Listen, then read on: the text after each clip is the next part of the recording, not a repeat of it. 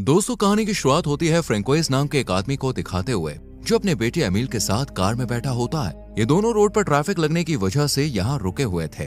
François नाराज होकर अपने बेटे से कहता है कि आज हमें तुम्हारी वजह से हॉस्पिटल जाने में देर हो गई। अपने पिता की बात सुनकर एमिल गुस्से में कार से उतरकर यहाँ से जाने लगता है, लेकिन फ्रेंकोइस उसे रोक लेता है। अभी ये दोनों बात कर ही रहे होते हैं कि उन्हें एक एम्बुलेंस से क्रिएचर की आवाज सुनाई देती है और देखते ही देखते एक क्रिएचर एम्बुलेंस से बाहर आ जाता है। ये क्रिएचर देखने में आधा इंसान और आधा जानवर जैसा था और यहाँ पर हमें पता चलता है कि पूरी दुनिया में वायरस फैल गया है और जो भी इस वायरस से इन्फेक्टेड होता है वो अजीब से जानवर में बदल जाता है। साथ ही यहाँ गवर्नमेंट इन क्रिएचर को पकड़कर उन पर रिसर्च कर रही है ताकि वो इस वायरस से सभी को निजात दिला सके और जो लोग जानवर बन गए हैं उन्हें दोबारा इंसान बना सके। आगे उस क्रिएचर को पकड़ने के लिए दो लोग एम्बुलेंस से बाहर आते हैं, लेकिन वो क्रिएचर उन्हीं पर हमला कर देता है और फिर यहाँ से भाग जाता है। इसके बाद फ्रेंकोइस और एमिल भी कार में बैठकर यहाँ से हॉस्पिटल पहुंच जाते हैं। दरअसल फ्रेंकोइस की पत्नी लाना हॉस्पिटल में एडमिट थी। उसकी काफी टाइम से तबीयत खराब चल रही थी, इसलिए फ्रेंकोइस ने उसे एडमिट करा दिया था। वहां जाकर जब ये दोनों डॉक्टर से मिलते हैं तो वो उन्हें बताती है कि लाना अब ठीक हो गई है, लेकिन अभी भी उसे इलाज की जरूरत है, इसलिए उसे दूसरे शहर भेजा जा रहा है। ये सुनकर फ्रेंकोइस लाना से मिलने जाता है जो बिल्कुल जानवर जैसी बन गई थी, यानी लाना भी वायरस से इन्फेक्टेड हो गई थी। अब क्योंकि लाना को शिफ्ट किया जा रहा था, इसलिए फ्रेंकोइस भी उसी शहर में एक घर किराए पर ले लेता है और पास के ही रेस्टोरेंट में शेफ की नौकरी करने लगता है। उधर एमिल भी नए स्कूल में एडमिशन ले लेता है। शाम को जब एमिल फ्रेंकोइस से मिलने उसके रेस्टोरेंट में जाता है तब फ्रेंकोइस उसे अपने मालिक से मिलवाता है जिसका नाम नाइमा और जैक्स होता है। ये दोनों एमिल को बताते हैं कि पास ही में एक नया हॉस्पिटल बनाया गया है जिसमें वायरस से इन्फेक्टेड लोगों को रखा जाएगा। अब रात को तूफान आता है जिस वजह से फ्रेंकोइस के घर की लाइट चली जाती है और एमिल उठकर बाहर देखने लगता है। तभी उसे अपने घर के बाहर एक क्रिएचर दिखाई देता है जिसे देखकर वो डर जाता है, लेकिन वो अपने पिता को कुछ नहीं बताता।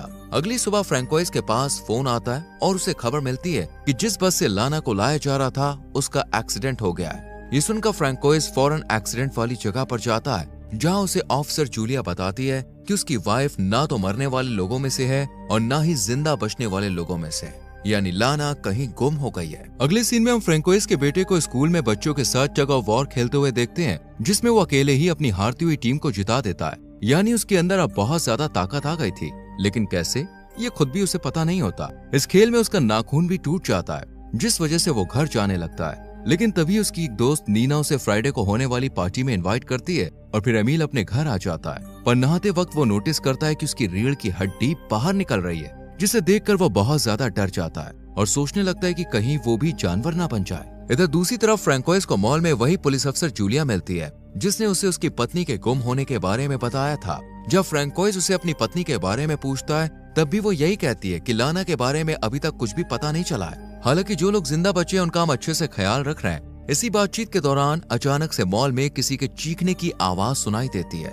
जूलिया के पूछने पर वो आदमी बताता है कि उसने यहाँ पर एक अजीब से इंसान को देखा है। ये सुनकर सभी लोग यहाँ वहाँ भागने लगते हैं, लेकिन फ्रेंकोइस उस इंसान को ढूंढने के लिए आगे बढ़ता है क्योंकि उसे ऐसा लग रहा था कि शायद हो सकता है कि यहाँ उसकी वाइफ हो, लेकिन यहाँ पर तो एक ऑक्टोपस के जैसा दिखने वाला इंसान था जो एक जगह छुपा बैठा होता है। और जैसे ही फ्रेंकोइस उसे देखता है वो यहाँ से भागने लगता है और जूलिया उसे पकड़ने के लिए उसके पीछे पड़ती है, लेकिन ये क्रिएचर भागते भागते उस पर चीजें फेंकने लगता है जिससे उसे चोट लग जाए और जूलिया रुक जाए। लेकिन ये जूलिया काफी समझदार होती है और अपनी समझदारी से आखिरकार उसे पकड़ ही लेती है। इसी बीच जब फ्रेंकोइस यहाँ से जा रहा होता है तब उसे एक छोटी सी बच्ची दिखाई देती है जो अब एक बर्ड बन चुकी थी, लेकिन उसे भी पुलिस वाले पकड़ कर ले जाते हैं। यहाँ से बाहर निकलते वक्त पुलिस अफसर फ्रेंकोइस से पूछती है कि आपने इतना सारा सामान किसके लिए खरीदा है। फ्रेंकोइस उससे झूठ बोलते हुए कहता है कि मैं बाहर कैंपिंग पर जा रहा हूँ, इसलिए मुझे इस सामान की जरूरत है। हालांकि ये सामान उसने अपनी पत्नी लाना को ढूंढने के लिए खरीदा था क्योंकि उसे लगता था कि उस एक्सीडेंट के बाद लाना जंगल में कहीं खो गई है। यहाँ तक कि उसने लाना को ढूंढने के लिए जंगल में जगह जगह कपड़े भी लटका दिए थे ताकि लाना उसे सूंघकर इसके पास वापस आ जाए। घर आने के बाद वो अपने बेटे को बताता है कि आज मॉल में दो इंसानों को पकड़ा गया है जो जानवर बन चुके थे। इसी तरह उस एक्सीडेंट में बहुत से लोग होंगे जो गायब हो गए होंगे। मुझे यकीन है कि तुम्हारी माँ भी जरूर खो गई होगी, लेकिन तुम फिक्र मत करो, हम फ्राइडे को जाकर उसे जंगल में जरूर ढूंढेंगे।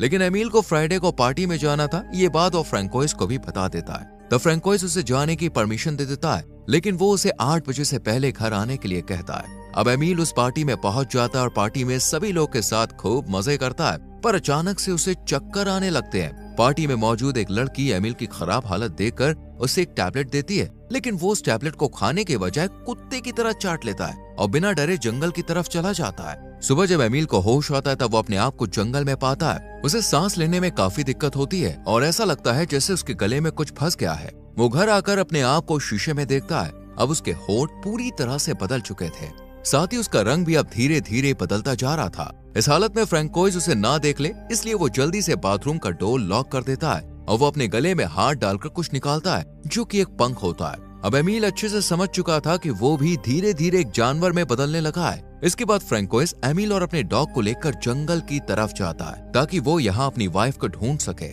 जंगल में पहुंचते ही ये लोग लाना को ढूंढने में लग जाते हैं। एमिल भी अपनी माँ को जोर जोर से आवाज देना शुरू कर देता है, लेकिन जब इन्हें कोई नहीं मिलता तो ये दोनों थक हार कर यहाँ सो जाते हैं। लेकिन आधी रात में इनका डॉग जोर जोर से भौंकने लगता है और एक पेड़ के पास आकर रुक जाता है। जैसे ही उसके पीछे एमिल आता है, पेड़ पर बैठा इंसान जो कि अब ईगल बन चुका था वो उस पर अटैक कर देता है और देखता है कि एमिल के होंठ बिल्कुल उसी की तरह है, यानी वो भी अब उन लोगों में शामिल होने वाला है और वो ये सोचकर उसे छोड़ देता है। इतने में फ्रैंकोइस आकर अपने बेटे के लगे जख्मों को देखता है और उसे फौरन हॉस्पिटल लेकर जाने लगता है, लेकिन एमिल अपनी सच्चाई खुलने के डर से हॉस्पिटल जाने से इनकार कर देता है। फिर रास्ते में इन्हें जूलिया मिलती है जो इनसे पूछती है कि आपके बेटे को क्या हुआ है। इस पर फ्रैंकोइस उसे डॉग के काटने के बारे में बता देता है और फिर जूलिया इन दोनों को आर्मी हॉस्पिटल में ले जाती है जहां डॉक्टर एमिल का बैंडेज करते हैं और फिर फ्रैंकोइस अपने बेटे को लेकर घर आ जाता है। घर आने के बाद एमिल अपने बैंडेज को खोलकर चोट पर लगे टांकों को चाटने लगता है। इसके बाद वो जंगल में चला जाता है और नदी से एक मछली पकड़ लेता है और उसे ऐसे ही कच्चा खा लेता है। हालांकि उसे ऐसा करते हुए एक औरत ने देख लिया था, पर वो औरत कुछ कर पाती इससे पहले एमिल वहां से भाग जाता है। रास्ते में उसे वही ईगल बना हुआ इंसान मिलता है जिसने उस पर अटैक किया था और अब वो उड़ने की कोशिश कर रहा था। एमिल उसे कुछ मछलियां दे देता है और उसके साथ बात करने लगता है। तब ईगल बना इंसान उसे बताता है कि मैं उड़ना चाहता हूँ लेकिन मैं उड़ नहीं पाता, जिस वजह से मुझे काफी चोट लग जाती है। तब एमिल उसे लेकर एक तालाब के पास जाता है और उसे उस तालाब के ऊपर उड़ने के लिए कहता है, जिससे अगर वो गिरेगा तो उसे चोट नहीं लगेगी क्योंकि नीचे पानी ही पानी है। इधर फ्रैंकोइस के रेस्टोरेंट में एक क्रिएचर उस पर हमला कर देता है, लेकिन इतने में नाइमा आकर उस क्रिएचर को शांत करा देती है और उस क्रिएचर के पैर में जंजीर बांध देती है, जिस वजह से वो वापस जंगल में नहीं भाग पाता और थोड़ी देर में पुलिस आकर उसे पकड़ लेती है। इसके बाद फ्रैंकोइस भी पुलिस को लेकर जंगल की तरफ अपनी पत्नी को ढूंढने के लिए जाता है, पर वहाँ उन्हें कोई भी नहीं मिलता।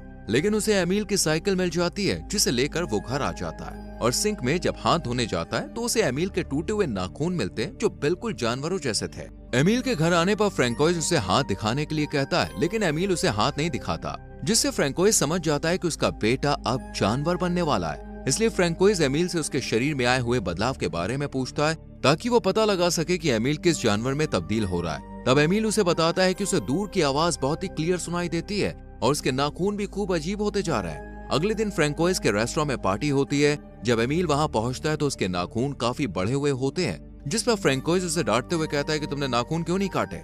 ये सुनकर एमिल उसी पर अटैक कर देता है, लेकिन जैसे तैसे फ्रैंकोइस उसके नाखून काटता है। दरअसल वो नहीं चाहता था कि किसी को भी इसके बारे में पता लगे। इसके बाद एमिल अपनी एक दोस्त से मिलने जाता है जहाँ ये दोनों इंटीमेट होते हैं और एमिल की दोस्त उसकी सच्चाई जान जाती है, लेकिन उसे इस बात से कोई फर्क नहीं पड़ता। लेकिन वहीं पार्टी में एक और लड़का होता है जिसके पास एक डिवाइस होती है। वो उस डिवाइस से एमिल को काफी परेशान करता है क्योंकि उसे एमिल की सच्चाई पता चल गई थी। फिर एमिल उसे गुस्से में एक थप्पड़ मार देता है जिसके निशान उसके गाल पर छप जाते हैं और पुलिस को भी इस बात का पता चल जाता है, जिस वजह से एमिल जंगल की तरफ भागने लगता है। लेकिन आर्मी उस जंगल को घेर लेती है और फिर उसकी मदद करता है वही ईगल बना इंसान जो उसे नदी की दूसरी तरफ ले जाता है, पर आर्मी उन पर शूट करना शुरू कर देती है, जिस वजह से वो ईगल मारा जाता है। अब एमिल इसी जंगल को अपना घर बना लेता है और इसकी बॉडी भी काफी तेजी से चेंज होने लगती है और एक रात वो चलते चलते जंगल के उस हिस्से में पहुंच जाता है जहाँ उसी जैसे बहुत सारे इंसान थे।